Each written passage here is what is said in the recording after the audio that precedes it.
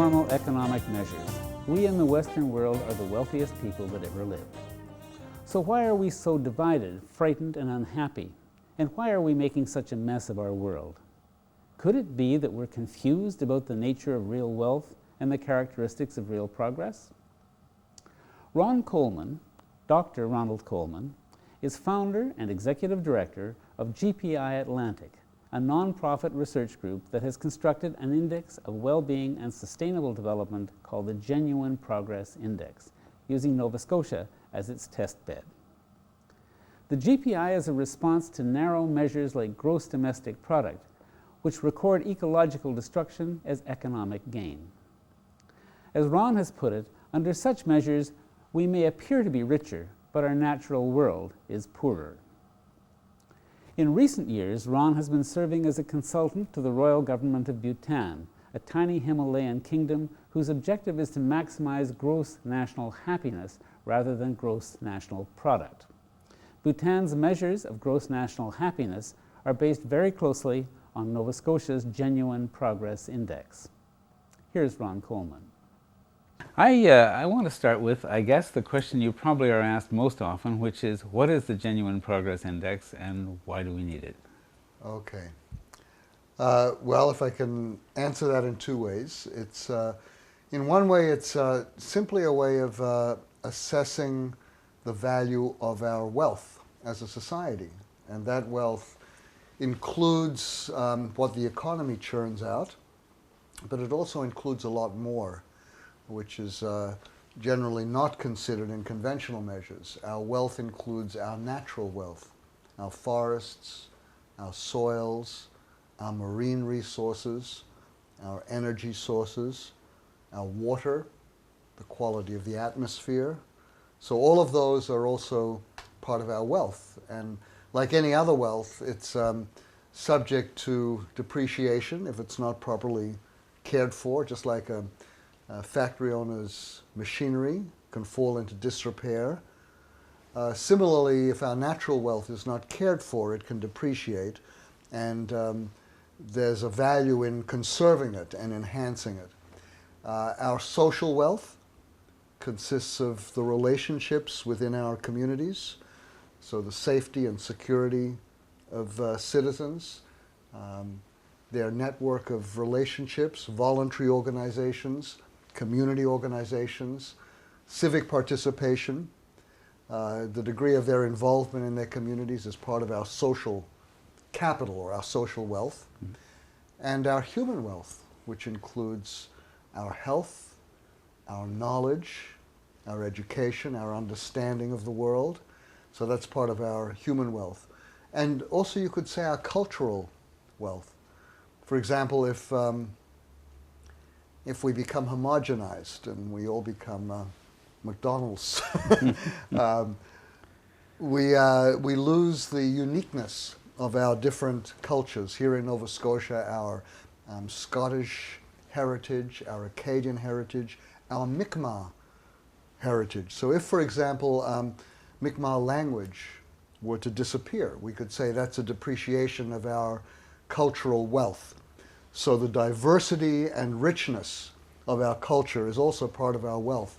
So the Genuine Progress Index really is nothing more or nothing other than a way of tracking how we're doing economically, socially, environmentally, whether our wealth is being conserved, maintained, and enhanced, or whether it's declining. The second way of answering this question, what's the Genuine Progress Index, is by looking at the way our conventional measures currently measure things, and they basically ignore the value of our social, human, and natural wealth. They only count what the economy churns out. And of course that can be very deceptive, because the more trees you cut down and the more fish you catch and the faster you send the timber and the fish to market, the more the economy grows. But what's left behind, the health of the fish stocks, the health of the forests, is ignored in our gross domestic product statistics, our economic growth statistics. And of course anything can make the economy grow. More crime, So long as you're spending money, the economy will grow. Crime, war, money spent on prisons, weapons, cigarettes can all make the economy grow. So we can be becoming unhealthier, and the economy will grow because you're spending more money on doctors, hospitals, drugs, cigarettes, whatever. Yeah. Anything that you spend money on makes the economy grow. The Genuine Progress Index actually assesses what's growing and asks the question, is it creating benefit or is it signifying a decline in our quality of life? And we also measure, I mentioned the health of our social networks. So we also count the value of unpaid work. The gross domestic product, our economic growth statistics, only count work exchanged for pay.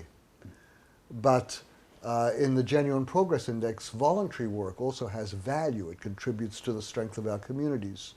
The unpaid work done in households contributes to our well-being as a society. And we also look, for example, gross domestic product simply asks the question, how much income are we generating? But we also look at how that income is being shared, because a more equitable society, you could argue, enhances social cohesion and therefore strengthens our social wealth as a society, whereas a more inequitable society can produce greater alienation, feelings of exclusion, which can render the social fabric apart.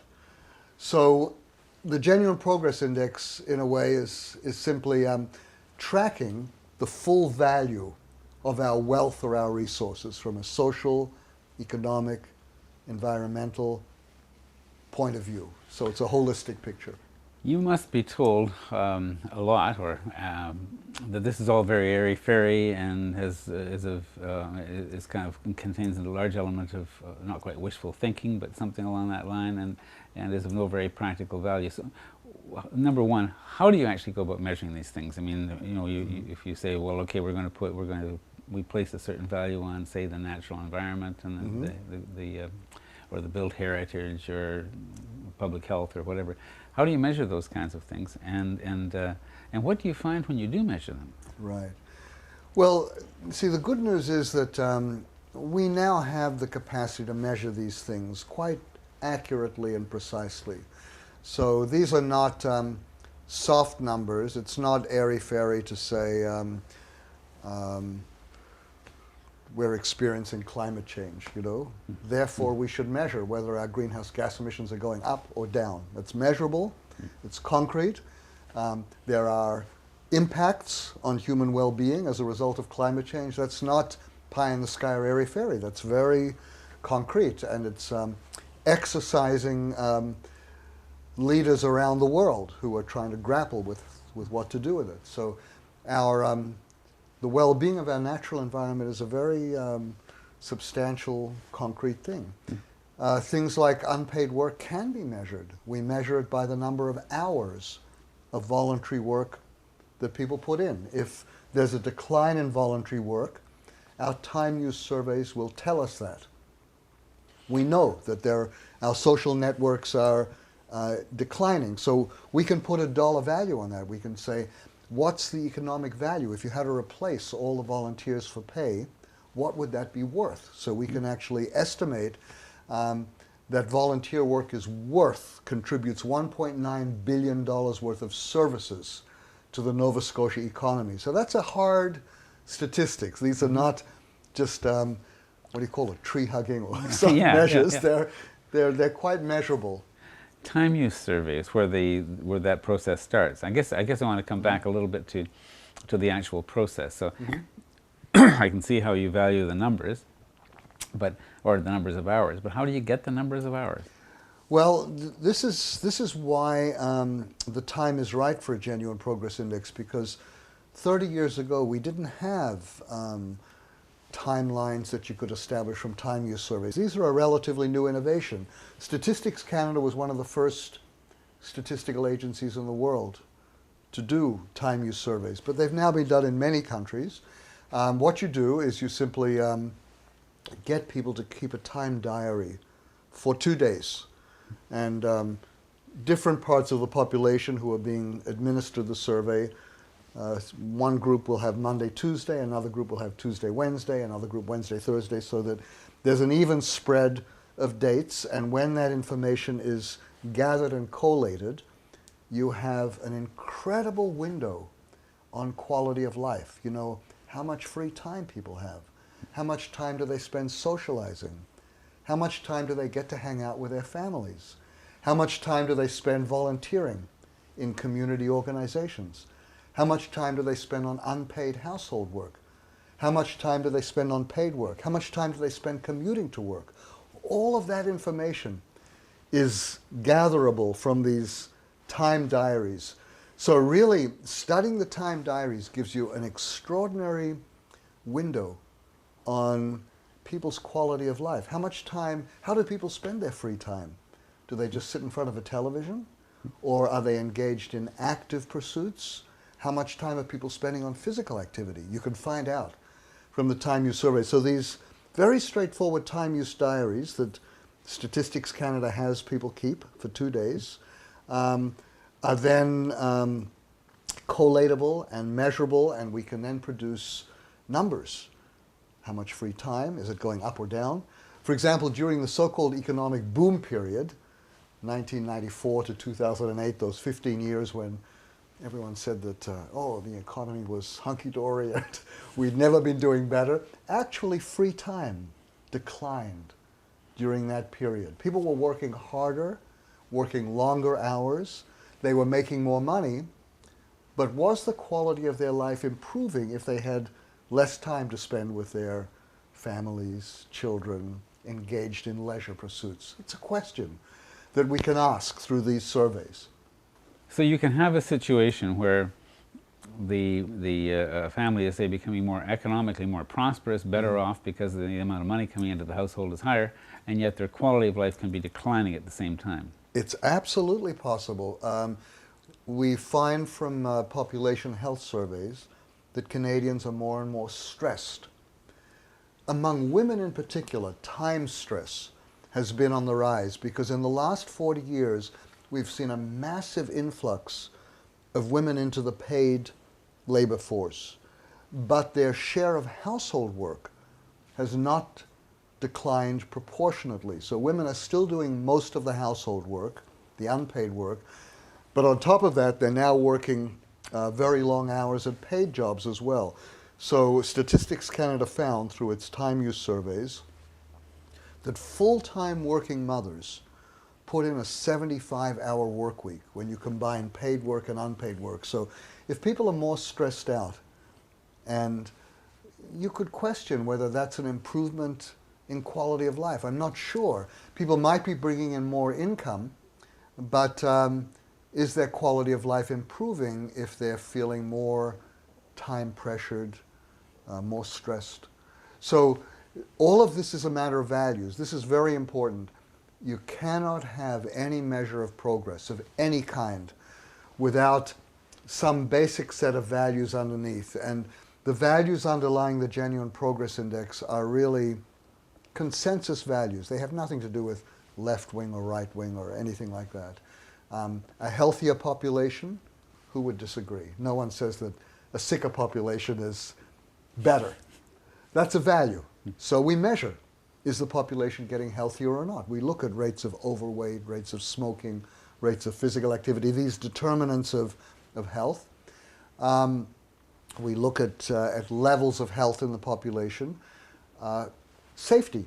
No one would argue that it's better to live in a high crime neighborhood than a low crime neighborhood. So lower crime is a value in the Genuine Progress Index. We measure that. Decent living standards, absolutely. No one is saying that all of these natural, social, human values are at the expense of people being able to feed themselves. So basic economic security and financial security are core values in the Genuine Progress Index, which is different from saying that more income is necessarily better. We talk about financial security and economic security, which surveys show is more important to people by far than simply more material wealth. People are more concerned about their economic security, so we measure that. Employment. People do better when they have jobs than when they're unemployed. When people are unemployed, there are higher rates of ill health, premature death, higher rates of crime, delinquency, and so forth. And also a healthy environment. So no one would argue that dirty air is better than clean air, or dirty water is better than safe drinking water. So these are consensus values. So a clean and healthy environment, safe and secure communities, strong voluntary networks, decent living standards, healthy population, and an educated population. Again, no one would argue that ignorance is better than knowledge and wisdom. So the things that are measured in the Genuine Progress Index, they are values, and you have to have values, otherwise how do you know what you're measuring progress towards? Any measure of progress has to be, well, where do we want to be in 15, 20 years from now? Do we want to be healthier, safer, more secure, with a clean environment, or the opposite? So any measure of progress is based on values. And by the way, when GDP is misused as a measure of progress, we could talk about that. It was never intended to be a measure of progress, but these days when it's used that way, it has a value. And that value is that the more we produce and consume, the better off we are. So that is a value. And you can actually see it in the language that newspapers use. If the economy is growing, what does that mean? It means that we're producing more stuff and people are buying more stuff. So the understanding there is that we are better off when people are spending more money. When people don't spend money, they say, oh, consumer confidence is weak. They actually use health language. Or they say, the economy is sickly if it's not growing. And when it's growing, they say the economy is robust and healthy. And now, during this current economic downturn, they really use the health language. Up the kazoo, they say, oh, we need to inject a fiscal stimulus so that the sick patient will recover. We're actually using health and well-being language to describe the economy. So even in GDP, when it's used as a measure of progress, there are values embedded in it. So you can't have a measure of progress that isn't based on some value. Well, well, absolutely. But one of the things that seems very odd about the GDP is that it seems to miss. It seems as though the better off it says we are, the more we see major problems like devastated forests, seas that don't have any fish, exhausted mines, and so on and so on. So is it fair to say that the Genuine Progress Index is really designed to give a more rounded and balanced picture of where we are in our relationship with the world and with our own lives? Absolutely. And I think you just used a key adjective. If I had to find one adjective to describe the Genuine Progress Index, it's the one you just used, balanced. Balance is what it's all about. We simply balance our economic production with the health of the natural environment, with the health of the population, their level of education and knowledge. So it's a matter of balance. Are we actually achieving a balanced way forward? Are we moving towards a balanced future? Or is it skewed in one direction or another? If it's skewed so that one particular thing is advancing at the expense of all of the others, then our overall well-being is not being enhanced. So all of the numbers show that our economic production and consumption has been at the expense of our natural world. So we are globally consuming at a faster rate than our natural resources can regenerate. The Global Footprint Network calculates something called the ecological footprint, which shows that we are in a state of overshoot. We are depleting our natural wealth globally at a faster rate than it can be replenished. We're fishing the fish stocks down. So 90% of our large fish, studies show, have actually been depleted. So we no longer have as many tuna, swordfish, sharks in the ocean as we once had. Our forests are not in as good shape as they were 30, 40, 50 years ago. So we're actually depleting and degrading our resources through excess consumption. In Canada, if the whole world were to consume at Canadian rates, the footprint experts have calculated we would actually need 4 planets Earth to provide the necessary resources. 80% of the world's resources are consumed by 20% of the world's people. 84% of the paper is consumed by a tiny fraction of the people. So clearly we have to look at issues of equity here, and we have to begin to ask the question, how much consumption is excessive? So Genuine Progress Index asks those difficult questions. GDP never asks that question. In the GDP, more is always better. More production, more consumption, as if it's limitless. But actually, the planet is finite. It does have limits. We only have one planet. And this planet has a certain amount of resources to offer. The waste absorption capacity of the planet, for example, is also limited. We can't keep pumping greenhouse gases into the atmosphere and assume that the absorption capacity of the atmosphere and the forests and the soils and the oceans is limitless. Until 40, 50 years ago, it was widely assumed that our natural resources were forever. We didn't think in finite terms that there were actual limits. So the short answer to your question is absolutely yes. We can actually have the kind of production and consumption that is at the expense of other key elements of our well-being, including the health of the planet on which we live. If we don't take care of that, sooner or later, it will come back to bite the tail of the economy. And this is what's so interesting, that actually this notion that we can improve our well-being through one thing alone, continued production and consumption, is actually a complete illusion. And we learned that lesson the hard way in Atlantic Canada. When the groundfish stocks collapsed in 1992, we lost 40,000 jobs. Don't take care of the natural environment, we'll lose jobs. We learned that. But we haven't quite absorbed it in terms of making it into policy, right? You'd have to qualify. Well, you would think we would have learned it. or you would say, who's we? I mean, some people learned it, some people didn't, but we haven't made some of the changes that.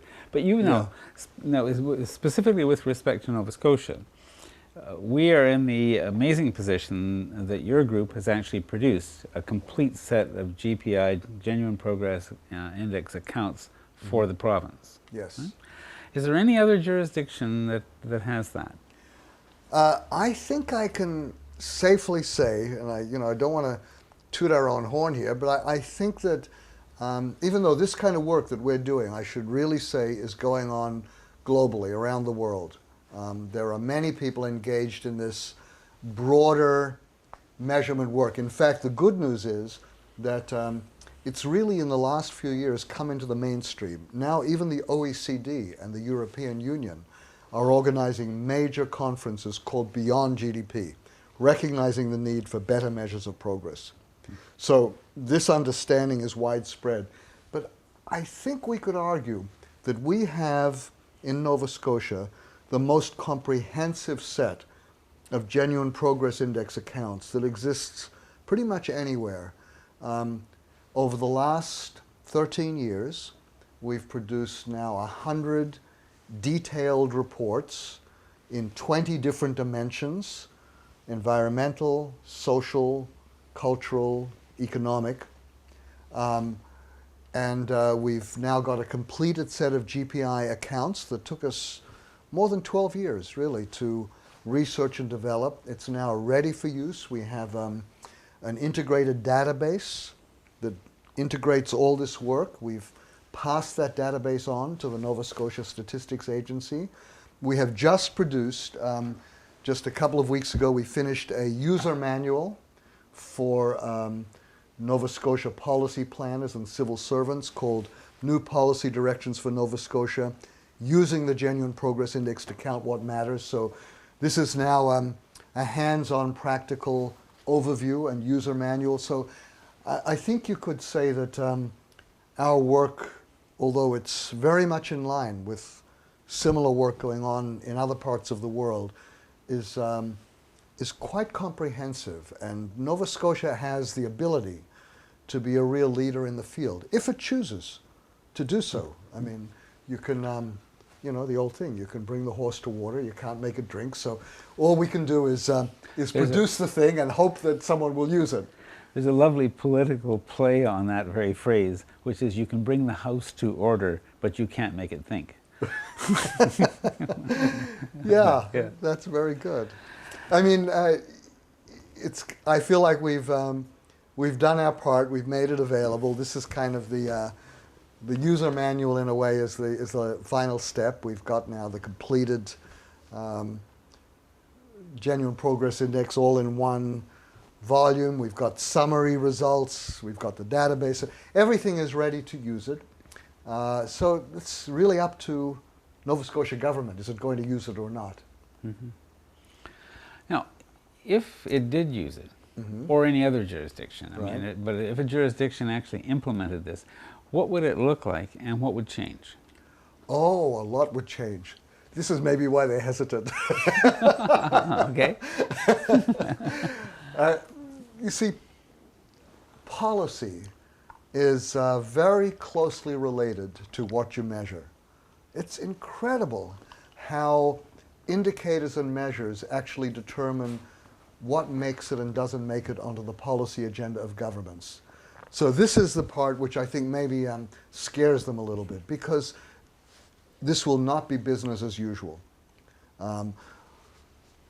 How does it change things? Well, just as an example, I'll just give you one example, though there are many. We found that volunteer work has declined across Canada by more than 12% over the period of a decade. Which is related to your findings about the workload of women, right? That's right. So people are working longer hours at their paid jobs.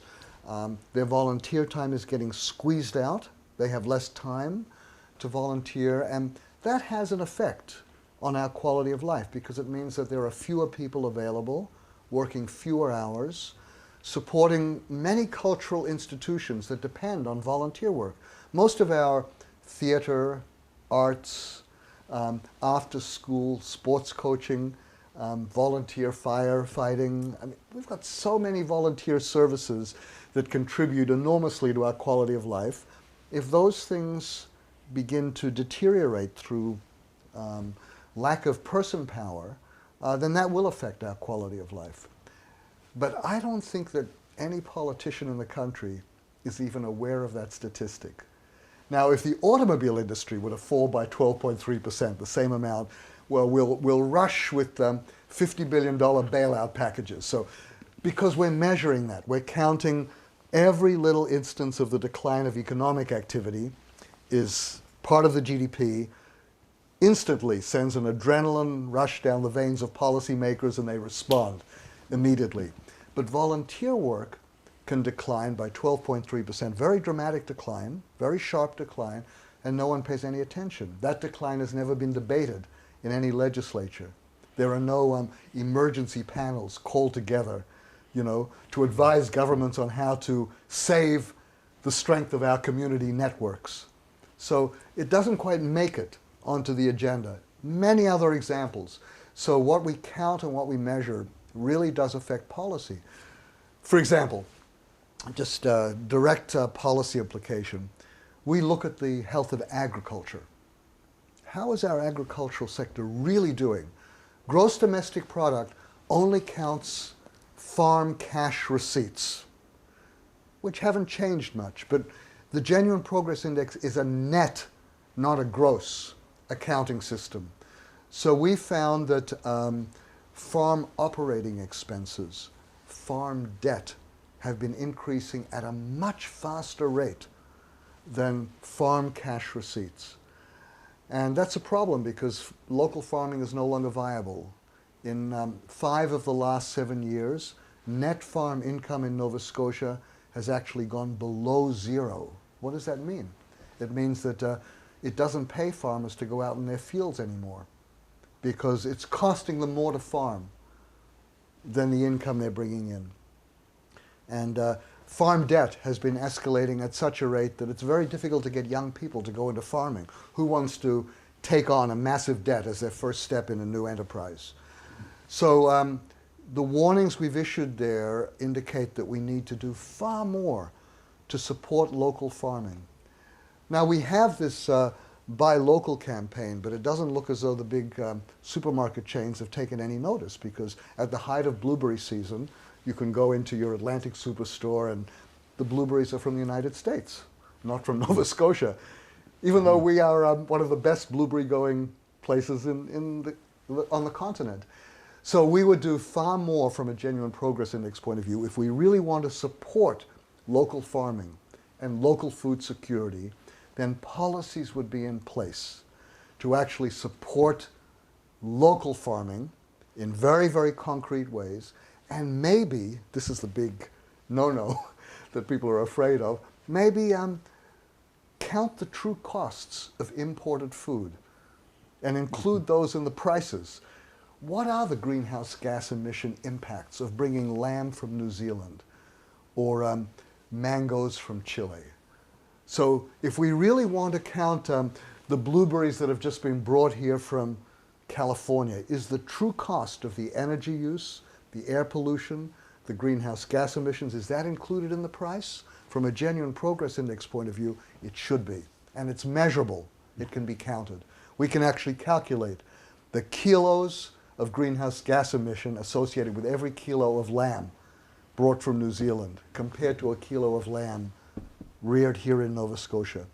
Until those true costs are taken into account, the economy is going to be skewed. The market economy will actually be inefficient because it's not actually counting the true costs of production and distribution.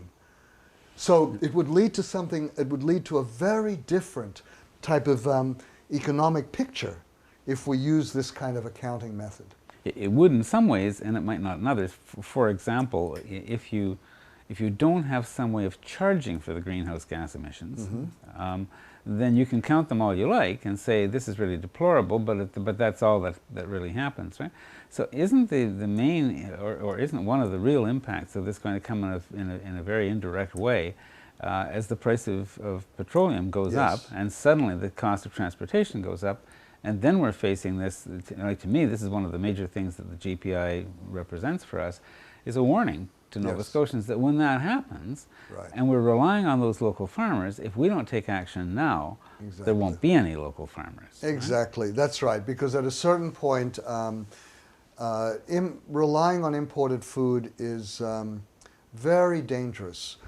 International security experts say that at a time of international crisis, local food security is actually more important than large armies. The ability to feed your own population, because supply lines can be cut.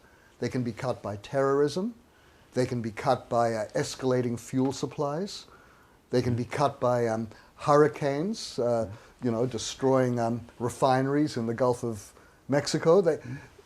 There are so many potential dangers to imported food supply lines. So it could be extraordinarily dangerous for us to increase our reliance on imported food, which is what has happened in the last 20 years. So by counting those costs now, we can actually begin to take action to strengthen local farming. And indeed, from a genuine progress index point of view, we would translate, in the long run, full implementation of a genuine progress index accounting framework would lead to different price structures in the marketplace. The locally grown food should actually be priced cheaper than the expensive food. Organically grown produce should be cheaper than chemically produced produce. Why? Because it conserves soil structure. It actually leads to healthier soils than if you deplete the soils through excess use of chemical fertilizers and pesticides and so forth. So including the true costs of production in pricing mechanisms will actually change price structures quite dramatically. So one doesn't have to bite off the whole thing at once, because that's hard to do, but we've suggested a phased approach to introduction of the Genuine Progress Index in our recommendations to government, because obviously radical changes to price structures are scary to people. But I have to say, it's not very popular to say it, but I think in the long run, the wisdom of it will be borne out. Moving towards shifting taxes to carbon and away from income would certainly be a step towards Genuine Progress Index accounting. We start charging harmful things, and we take the taxes off the productive and beneficial things. So having a carbon tax should not be a tax grab by government. Government revenues should still stay the same, but it's a matter of redistributing where the tax burden actually is, so that the things which are harmful are penalized and the things which are beneficial are supported. If I'm to summarize the way that implementation would go, you've perhaps come very close to doing exactly that right now. What you would do would be to alter the tax structure. That's what government can do, is to alter the tax structure in such a way as to alter the pricing of products and services. And the whole system, by the way, of financial incentives and penalties, government has a lot of power. So, for example, by increasing the credits for the Department of Natural Resources gives for sustainable harvesting methods, for selection harvesting, uneven-aged management, and decreasing the silviculture credits currently given to clear-cut woodlots, that would naturally shift the emphasis towards selection harvesting. If woodlot owners found that they were eligible for higher credits for harvesting their land sustainably through uneven-aged management and selection harvesting, and they were penalized for clear-cutting their woodlots, then there would be a disincentive to harvest unsustainably. So there's a whole system, aside from simple income taxes or carbon taxes, there's a whole system of financial incentives and penalties. Now the government, for example, has a system of, our Nova Scotia government, a system of incentives for new home ownership. So governments are constantly giving rewards for certain behaviors and penalizing other behaviors. Cigarettes now have high taxes.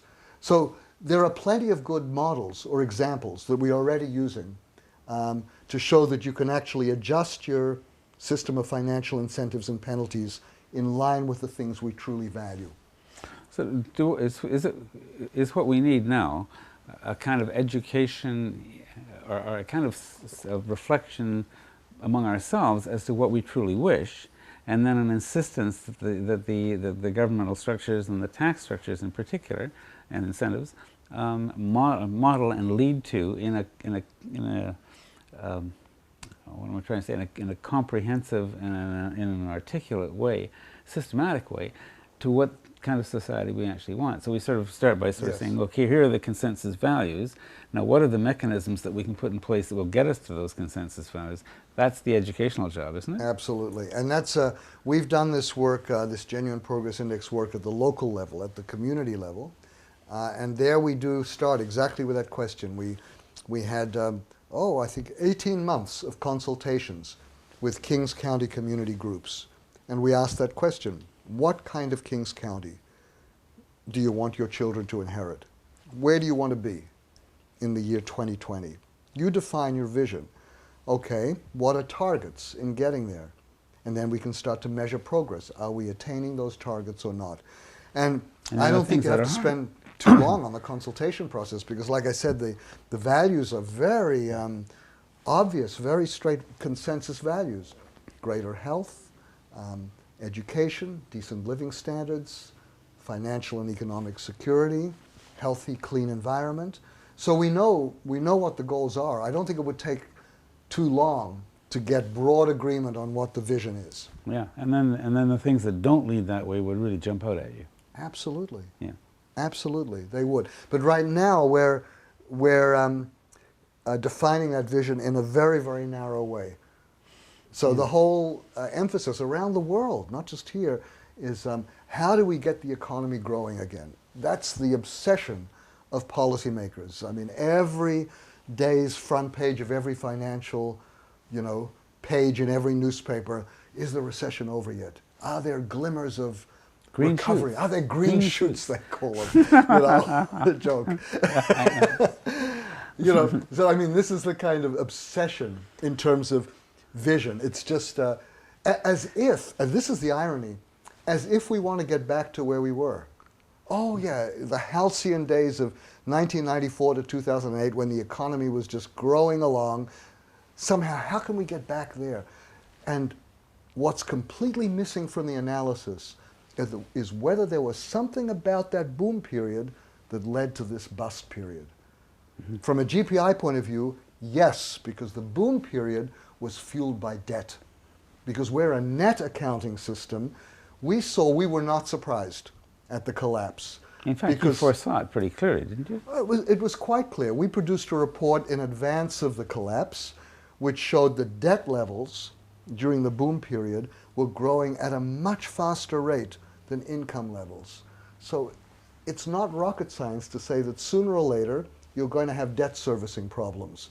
If income isn't growing at the same rate as debt, people are going to have but this was the era of easy credit, and everyone thought that assets were increasing at an even faster rate, but most people's assets are tied up in their homes. What if the housing bubble burst? Suddenly people's wealth declines. So all of this was clear from a net accounting perspective. So even from a straight economic perspective, forget climate change, the depletion of our forests, the fact that our fish are disappearing. Even from a straight economic perspective, a system like this that looks at the net picture, income in relationship to debt, simply makes more economic sense. So the idea of recovery is very, very questionable for us because the roots of the current bust were already evident in activity that was taking place during the boom period. No wonder the experts were suddenly surprised because they were only looking at half the equation and not the other half. One question that occurs to me is that you're right. It's terribly difficult to get a jurisdiction, a government, to take this kind of thing and suddenly start doing something with it. Because although in some cases, your example of the agriculture minister, and not being aware of the relative growth of the two, of the income and the expense streams. Right. That's not something that you had to dig up or create. That's known information. It's just somebody has to sit there and take the two pieces together, right? That's all we do. Yeah, well, that's all we do, Don. All we do is all of our numbers are from completely reliable, reputable sources, most from Statistics Canada. Sometimes we have to go beyond the Statistics Canada sources to look at things like provincial forest inventories.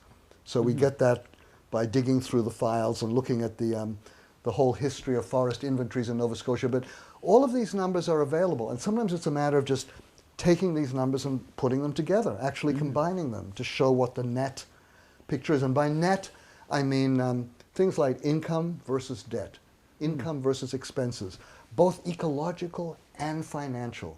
We can talk about consumer debt and we can talk about ecological debt. And we can talk about government debt. And by the way, this whole way of dealing with the current economic downturn from a GPI point of view is literally fighting fire with fire. It was debt-fueled growth which got us into this mess. And now, what's the solution being proposed? More debt-fueled growth.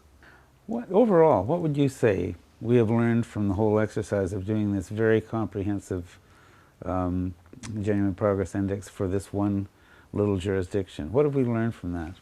Oh my! Well, there are many lessons. There are specific results where I think you could look at any of the more than 100 GPI reports and say, oh, there's something being reported here which isn't reported in the conventional statistics.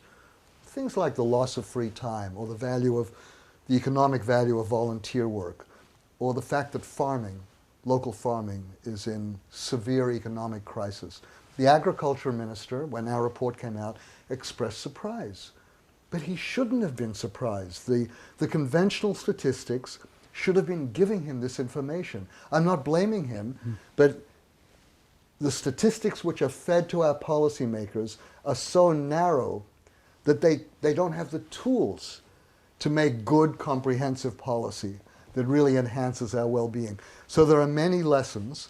You can go all the way from that to what's the big lesson that's been learned. And I would say for me, if I were to look at one big lesson, after doing very little else except staring at statistics for the last decade and a half, looking at trends and numbers and tables and charts, I would say the one overarching lesson that emerges is that our window of opportunity for change is small. I would say 10 years maximum, which doesn't mean we can fiddle while Rome burns for 10 years. It means that we have to start taking action now, that certain trends will be irreversible. We could lose our local farming. It could actually be gone 10 years from now. Climate change impacts may reach a point where they are irreversible. The Greenland ice shelf, it's not going to be easy to restore that. Our forests could be degraded to such an extent that we may have lost our species diversity irreversibly, our age diversity. So I think if anything emerges, it's that 10 years from now, if we pursue business as usual with maybe cosmetic changes, with a little tweaking here and there, we will be leaving a serious compromised world to our children. I think that our generation, those of us in our 60s and so, will skate by. But I have a daughter coming on 18 years, and I'm concerned about the world she inherits, and I'm not sure that it's going to be a very conducive, inhabitable world.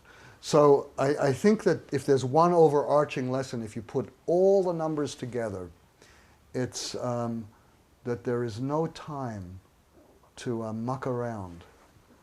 This is, the time for action is now, and the window of opportunity is very narrow. It's this generation, this moment in history, that bears a huge responsibility for the future. It's one thing to look back and say, well, previous generations were ignorant.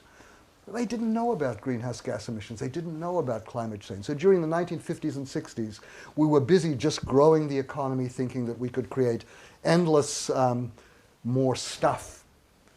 1 car a household, 2 cars a household, didn't matter. SUVs, more highways, more planes, more everything. And it didn't seem to matter. So in the 1950s, maybe people could be forgiven because they didn't have the information. We could fish the oceans because we thought that the fish were forever. But the difference between now and then is that we can't plead ignorance any longer. So we now have the information. It's that very information which makes the Genuine Progress Index measurable. We're using those very numbers. So we can't, at this point, we would literally be hiding our heads in the sand if we ignore what the numbers actually tell us. So I'm not blaming people in the past for steering us on an unsustainable course. They did what they did with the knowledge that they had at their fingertips, but we know better. Ron Colman, talking about counting what really counts. Ron is part of a worldwide movement to rethink such concepts as progress, happiness, wealth, and well-being, and the way we measure them. If you enjoyed this interview, you won't want to miss our conversation with Dr. Bill Rees, the inventor of a measurement called the ecological footprint. You'll also want to see our interview with the Honorable Jigme Thinley, the first Democratic Prime Minister of Bhutan. The Green Interview is produced and directed by Chris Beckett with the generous cooperation of Mount St. Vincent University in Halifax, Nova Scotia. For The Green Interview, I'm Silver Donald Cameron. See you next time.